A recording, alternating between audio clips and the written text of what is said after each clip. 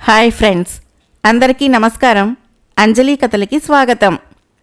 100 కట్ల పిశాచం కథలు 9వ భాగం. 2 మహానగరాలు. ఒకానొకప్పుడు భాగ్యవతి నగరము సుసంపన్నమై విలసిల్లేది. ఆ నగరాన్ని ఆనుకొని ప్రచండ అనే గొప్ప నది ప్రవహించేది. ఉవ్వెత్తున లేచిపడే కెరటాలతో అంతులేని ప్రవాహ వేగంతో ఆ నది చూపరులకు భయాన్ని కలిగించేది. ఆ నదికి ఆవలి వైపున ఏమున్నదో భాగ్యవతి నగరవాసులు ఎరుగరు. భాగ్యవతి నగరానికి రాజు భాగ్యసేనుడు. అతనికి లేకలేక పుట్టిన కుమార్తె సులక్షణ. సులక్షణకు యుక్త వయసు వచ్చేసరికి ఏదో తెలియని జబ్బు చేసి మంచం పట్టింది. రాజవైద్యులు వైద్య గ్రంథాలన్నీ తిరగేసి శోషణ అనే మూలిక వల్ల తప్ప ఆమె జబ్బు నయం కాదని రాజుకు తెలియచేశారు. అయితే ఆ మూలిక ఎక్కడ దొరుకుతుందో వారు చెప్పలేకపోయారు. పురాణ గ్రంథాల్లో శోషణ అనే మూలిక ప్రసక్తి ఉన్నది. అది ఆరోగ్యవతి నగరంలో సమృద్ధిగా లభిస్తుందట. ఆరోగ్యవతి నగరము ప్రచండ నది ఒడ్డున ఉన్నట్లు పురాణ గ్రంథాల్లో వ్రాయబడి ఉన్నది. నిజంగా ఆరోగ్యవతి నగరమంటూ ఉంటే అది ప్రచండ నది అవతల ఒడ్డున ఉండాలని అంతా అనుకున్నారు. కానీ నది ఆవలి ఒడ్డుకు వెళ్ళటము మానవ మాతృలకు సాధ్యమయ్యే పని కాదు. భాగ్యసేనుడు కూతురి మీద ఆశలన్నీ వదిలేసుకున్నాడు. కానీ చివరకు శోషణ మూలిక తెచ్చి ఇచ్చిన వారికి సులక్షణనిచ్చి పెళ్లి చేయటమే కాక భాగ్యవతి నగరానికి రాజుగా పట్టాభిషక్తుణ్ణి చేయగలను అని నగరమంతా దండోరా వేయించాడు. ఇది విన్నప్పటికీ భాగ్యవతి నగర పౌరులెవరూ ఉత్సాహపడలేదు. ఈ ప్రకటన ఆ నోట ఈ నోట ప్రాకి చివరికి కారాగారంలో ఉన్న ప్రతాపుణ్ణి చేరింది. ప్రతాపుడు మహావీరుడు, సాహసి. అతడికి సులక్షణ అంటే చెప్పలేనంత ప్రేమ. పెళ్ళంటూ చేసుకుంటే ఆమెనే చేసుకోవాలని కలలు కనేవాడు. అందుకు భగవంతుడే ఏదో ఒక అవకాశం కల్పిస్తాడన్న ఆశ కూడా అతడికి ఉంది. అతడి ఆశ తీర్చడానికే అన్నట్లు 2 ఏళ్ల క్రితము భాగ్యవతి నగరంలో యుద్ధ విద్యల్లో పోటీలు జరిగాయి. ప్రతాపుడు అన్ని పోటీల్లోనూ పాల్గొనటమే కాదు, అన్నింటా ప్రథముడుగా నిలిచి అందర్నీ ఆకర్షించాడు. రాజు భాగ్యసేనుడు అతన్ని మెచ్చుకొని నీకేం కావాలో కోరుకో ఇస్తాను అన్నాడు. ప్రతాపుడు తటపటాయించలేదు. క్షణం కూడా ఆలోచించకుండా రాజకుమార్తె సులక్షణను కోరుకున్నాడు. నివ్వెరపోయిన భాగ్యసేనుడు యుద్ధ విద్యలో నీ నైపుణ్యం చూసి మెచ్చి ఏదైనా కోరుకోమని అడిగాను. నీవు మహావీరుడివి అయినప్పటికీ రాజవంశానికి చెందినవాడివి కాదు. అడిగాను కదా అని తాహతుకు మించిన కోరికలు కోరకూడదు. మరేదైనా అడుగు అన్నాడు మందలింపుగా. అయినా ప్రతాపుడు సులక్షణనే కోరుకోవటంతో భాగ్యసేనుడికి చెప్పలేనంత కోపం వచ్చింది. ప్రతాపుణ్ణి కారాగారంలో వేయించాడు. కొత్తగా రాజు చేసిన ప్రకటన గురించి కారాగారంలోని ఖైదీలకు కూడా తెలిసింది. ప్రతాపుడు కారాగారం వద్ద ఉండే రక్షకభటుడితో నిజానికి నేను ఏ నేరమూ చేయలేదు. రాజవంశీకుడు కాని నేను రాజకుమార్తెను పెళ్లి చేసుకుంటానని కోరటమే ఆ రోజు నేను చేసిన నేరం. కానీ ఇప్పుడు ప్రభువులు శోషణ మూలికను ఎవరు తెస్తే వారికి రాజకుమార్తెనిచ్చి పెళ్లి చేస్తానని ప్రకటించారు. అంటే మూలికను తెచ్చినవారు రాజవంశీకులు కాకపోయినా రాజకుమార్తెను పెళ్లి చేసుకోవటానికి అర్హులే. ఈ పరిస్థితుల్లో నన్ను కారాగారంలో ఉంచటం అన్యాయం. అయినా నా ప్రేమ బలమే రాజకుమార్తెకి ఇటువంటి పరిస్థితిని కలిగించిందేమో. నాకు అవకాశం ఇస్తే ప్రచండ నది అవతలి తీరానికి వెళ్ళి శోషణ మూలికను సాధించుకొని రాగలనని ప్రభువుకు చెప్పు అన్నాడు. విషయము భాగ్యసేనుడికి తెలిసింది. ఆయన వెంటనే ప్రతాపుణ్ణి కారాగార విముక్తిని చేసి తన వద్దకు రప్పించుకున్నాడు. చెరసాల బాధ నుంచి తప్పించుకునేందుకే నువ్వీ పన్నాగం పన్నావని నా అనుమానం. లేకుంటే నది ఆవలి తీరానికి ఎలా వెళదామనుకున్నావు అని అడిగాడు. ప్రతాపుడు రాజుకు నమస్కరించి, ప్రభు, నేను రాజకుమార్తెను మనసారా ప్రేమించాను. ఆమె లేనిదే నా బ్రతుకు వ్యర్థం. ఆమె కోసం ఏమైనా చేయగలను. నేను నా ప్రేమనే నమ్ముకుని ప్రచండ నదిలో దూకుతాను. నదీ తీరంలో తమ సైనికులను కాపలాగా ఉంచండి. శోషణ మూలిక లేకుండా నేను వెనక్కి వచ్చినట్లయితే ఆ సైనికులు నా ప్రాణాలు తీయవచ్చు అన్నాడు. అంతవరకు ప్రచండ నది ఆవలి తీరానికి వెళ్ళి తిరిగొచ్చిన వారు లేరు. అందుకని భాగ్యసేనుడికి ప్రతాపుడి ప్రేమలో నిజాయితీ గోచరించింది. ఆయన అతడు చెప్పినట్లే నదీ తీరంలో తన సైనికులను కాపలాగా ఏర్పాటు చేశాడు. అందరూ చూస్తుండగానే ప్రతాపుడు నేను శోషణ మూలికను సాధించగలిగితేనే వెనక్కు వస్తాను, లేదా నదిలోనే అంతమైతాను అంటూ నదిలోకి దూకి ఈదసాగాడు. నదిలో ప్రవాహ వేగం ఎక్కువగా ఉంది. ఆవలి తీరం చేరాలనే అతడు చేసే ప్రయత్నాలని సాగనివ్వకుండా ప్రవాహ వేగము అతన్ని తిన్నగా ముందుకు తోసేస్తోంది. మనోబలంతో పట్టుదలతో ఎలాగో కొంత దూరం ముందుకు సాగాడు. కానీ క్రమంగా అతడిలో శక్తి క్షీణించుకుపోతోంది. ఆ సమయంలో అతడి ముందు ఒక విచిత్ర జంతువు ప్రత్యక్షమైంది. అది చూడటానికి జల జంతువులాగా లేదు. 2 కాళ్ళు, 2 చేతులు, సన్నటి మెడ, తొండముఖము, బలమైన తోక ఉన్నాయి. అది నీటిలో కూడా భూమి మీదంత సులభంగా ఎటు కావాలంటే అటుపోతోంది. ప్రవాహ వేగాన్ని అది లెక్క చేయటం లేదు.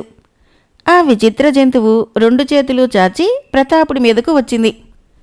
నీటిలో తన ప్రత్యర్థితో పోరాడుతున్న విధంగా ప్రతాపుడు ఆ జంతువుతో కాసేపు మల్లయుద్ధం చేశాడు. పోరాటంలో అతడి మెలకువలకు భయపడిందో ఏమో ఆ జంతువు చటుక్కున వెనుదిరిగింది.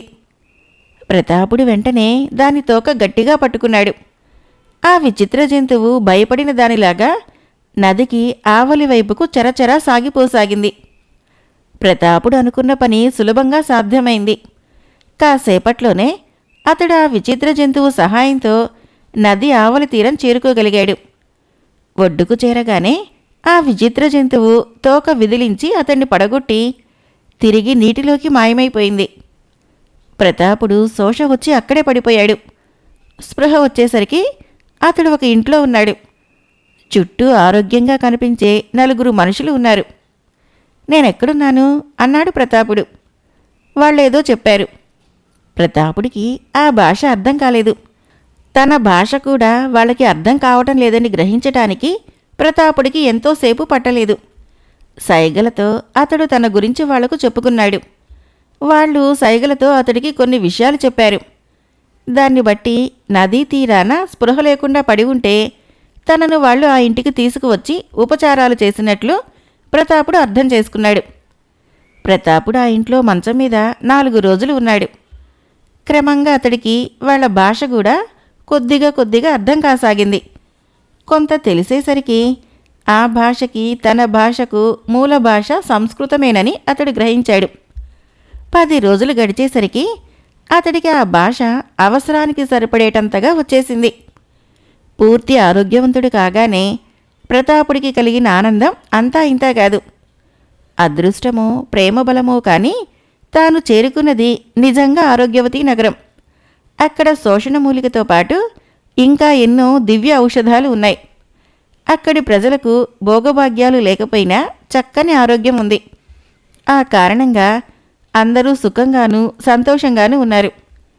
ప్రతాపుడు తనను ఆదరించిన వారికి తాను వచ్చిన పని చెప్పాడు. వారు ఆశ్చర్యంగా, నదికి ఆవలి తీర నుంచి నువ్విక్కడికి ఎలా వచ్చావు అని అడిగారు. ప్రతాపుడు వారికి విచిత్ర జంతువు గురించి చెప్పాడు. అది విని వారు ఇంకా ఆశ్చర్యపడ్డారు.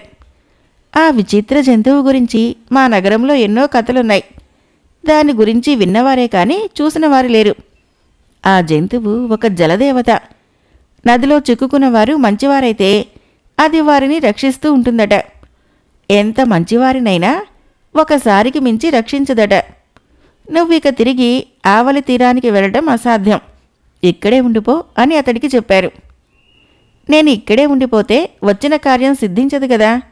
నా ప్రాణం పోయినా పర్వాలేదు, వచ్చిన పని నెరవేరాలి అన్నాడు ప్రతాపుడు. ప్రాణాలకు కూడా తెగించినట్లయితే నీ కార్యసాధనకి ఒక ఉపాయం ఉంది. ఇక్కడున్న ప్రచండ నదీదేవత ఆలయానికి వెళ్ళి నీ కోరిక చెప్పి నిన్ను నీవు దేవతకు బలి ఇచ్చుకోవాలి. దేవత సంతోషించి శోషణ మూలిక సులక్షణకు అందేలా వరం ఇవ్వగలదు. ఎటొచ్చి ఆ వరం వల్ల ప్రయోజనం పొందటానికి నువ్వు బ్రతికుండవు అన్నాడు ఒక వృద్ధుడు. ప్రతాపుడు మరొక ఆలోచన చేయలేదు. వెంటనే ఆ దేవత ఆలయానికి దారి చూపించమని ఆ వృద్ధుణ్ణి అడిగాడు. అతడి మొండి పట్టుదలకు అంతా ఆశ్చర్యపడ్డారు. ఒక యువకుడు దారి చూపగా ప్రతాపుడు ప్రచండ నదీదేవత ఆలయం చేరుకొని దేవత ముందు తన కోరిక బయటపెట్టి వెంటనే తన్ను తాను కత్తితో పొడుచుకొని నేల కూలిపోయాడు. అప్పుడు నదీదేవత అతడి ముందు ప్రత్యక్షమైంది. ఆమె కరుణామయ దృష్టితో చూడగానే అతడి ఒంటి మీద గాయం మానిపోయింది. పునర్జీవుడై లేచి నిలబడి ఎదుట కనిపించిన నదీదేవతను చూసి అప్రయత్నంగా చేతులు జోడించాడు. దేవత అతడితో, ప్రతాప, నిస్వార్థపూరితమైన నీ ప్రేమ నిష్కళంకం, ఆదర్శం. నీ వంటి వాడి కోరిక నెరవేర్చడం కోసము నేను భాగ్యవతి, ఆరోగ్యవతి నగరాల్ని కలపటానికి నాపై ఒక వంతెనను సృష్టిస్తున్నాను. ఇక మీదట 2 నగరాల్లో ఉండేవారు ఒకరి వల్ల ఒకరు ప్రయోజనం పొందుతూ సమిష్టిగా జీవించండి అంది. ప్రతాపుడు దేవతకు నమస్కరించి అక్కడి నుంచి బయటపడ్డాడు. ఆ రోజే ప్రచండ నదిపై వంతెన వెలిసింది. జరిగింది తెలుసుకుని ఆరోగ్యవతి నగర ప్రభువు ప్రతాపుణ్ణి పిలిచి ఘనంగా సన్మానించాడు. తర్వాత ప్రతాపుడు శోషణ మూలికతో భాగ్యవతి నగరం చేరుకున్నాడు. సులక్షణ ఆరోగ్యం బాగుపడింది. భాగ్యసేనుడు సులక్షణని ప్రతాపుడికి ఇచ్చి పెళ్లి చేశాడు. క్రమంగా ప్రతాపుడు భాగ్యవతి నగర ప్రభువు అయ్యాడు. అతని పాలనలో భాగ్యవతి, ఆరోగ్యవతి నగరాల మధ్య స్నేహ సంబంధాలు వర్ధిల్లాయి. ప్రతాపుడు వృద్ధుడయ్యే వరకు పరిస్థితి అలాగే కొనసాగింది. అతడి కొడుకు సుభాగుడు రాజ్యపాలన చేపట్టే సమయానికి పరిస్థితుల్లో మార్పు వచ్చింది. ఆరోగ్యవతి సహజ సంపదలకు నిలయం. భాగ్యవతి నగర వ్యాపారులు అక్కడ సహజ వనరుల విలువను గుర్తించి వాటిని చౌక ధరలకు కొని అధిక లాభాలకి అమ్ముకుంటున్నారు. ఇది గమనించిన ఆరోగ్యవతి నగరవాసులు తెలివిమీరి తమ సహజ సంపదలను భాగ్యవతి నగర వ్యాపారులకి అమ్మటం మానేశారు. దానితో 2 నగరాలకి గొడవ వచ్చింది. నగరంలో వ్యాపారులు సుభాగుణ్ణి కలిసి, మనం ఆరోగ్యవతి నగరం పైనకి దండెత్తి ఆ రాజుని సామంతుని చేసుకుందాం. అప్పుడు అక్కడి సహజ సంపదలన్నీ మన వశమైతాయి. మన రాజ్యము సుసంపన్నమవుతుంది అన్నారు. సుభాగుడికి ఈ సలహా నచ్చింది. 2 నగరాలకి పెద్ద యుద్ధం జరిగింది. భాగ్యవతి నగరంలో సైనిక సంపదకు లోటు లేదు. అయితే వారు ఆరోగ్యవతిని చేరటానికి వంతెన ఒక్కటే మార్గం. వంతెన పైన ఒక్కొక్కరుగా వచ్చే భాగ్యవతి నగర సైనికుల్ని ముందడుగు వేయకుండా ఆరోగ్యవతి నగరవాసులు నిరోధించగలిగారు. అంతేకాదు, వారు తమ రాజ్యంలోని వివిధ మూలికలను ఉపయోగించి క్షణాల్లో 100ల కొద్దీ సైనికులు ప్రాణాలు తీయగల విషవాయువుల్ని కూడా సృష్టించారు. కొన్నేళ్లపాటు 2 నగరాల మధ్య ఘోర యుద్ధం జరిగింది. ఫలితంగా భాగ్యవతి నగర సంపద, ఆరోగ్యవతి నగర సహజ సంపదలు క్షీణించసాగాయి. ఇలా ఎంతో కాలం కొనసాగదని గ్రహించిన 2 దేశాలు చివరికి సంధి ఒప్పందానికి వచ్చాయి. యుద్ధం ఆగిపోయింది. ఒక నగరవాసులు ఇంకొక నగరంలోకి ప్రవేశించకుండా వంతెనకి అటూ ఇటూ గట్టి కాపలా ఏర్పాటు చేయబడింది. ఒక ధైర్యవంతుడు నిస్వార్థంగా, నిష్కళంకము అయిన ప్రేమతో ఒక మహానదికి వంతెనను సృష్టించగలిగాడు. కొందరు స్వార్థపరులు ద్వేషభావంతో ఆ వంతెననే అగాధంగా మార్చివేశారు. ఆ వంతెనతో పరస్పర ప్రయోజనం పొందే మంచి రోజు కోసమో 2 నగరాల ప్రజలు ఆతృతతో ఎదురుచూస్తున్నారు. అదెప్పుడో వారెవ్వరికీ తెలియదు. వినయశీలుడు ఈ కథ పూర్తి చేయగానే, కోట్లాది ప్రజల మంచి చెడ్డలు ఒకే ఒక్క రాజు తీసుకునే నిర్ణయంపైన ఆధారపడి ఉంటుంది. అంటే రాజు బాధ్యత సామాన్యమైనది కాదని ఈ కథ నన్ను గట్టిగా హెచ్చరిస్తోంది. ఈ హెచ్చరికను పట్టించుకోవటము ఇప్పుడు నా బాధ్యత. ఎందుకంటే మహారాజునే శాసించగల ప్రభావం ఉన్న మహారాణిని కదా నేను అని మనసులో మదనపడింది రాణి. మహారాణి ఆలోచనలు ఎలా ఉన్నప్పటికీ ఆమెకు కథ బాగా నచ్చింది. ఆమె కథని మెచ్చుకోగానే వినయశీలుణ్ణి ఆవహించిన 100 కట్ల పిశాచానికి మరో కట్టు విడిపోయింది. మర్నాడు వినోద ప్రదర్శనకు ముందు యథాప్రకారము కథ వినటానికి మళ్ళీ వచ్చింది మహారాణి. వినయశీలుణ్ణి ఆవహించి ఉన్న పిశాచము మరో కథ చెప్పడం ప్రారంభించింది. 100 కట్ల పిశాచం కథలు 9వ భాగం సమాప్తం. ఫ్రెండ్స్, నా కథలు నచ్చినట్లయితే మన ఛానల్ని తప్పకుండా సబ్స్క్రైబ్ చేయండి, లైక్ చేయండి, షేర్ చేయండి, కామెంట్ చేయండి. Thank you.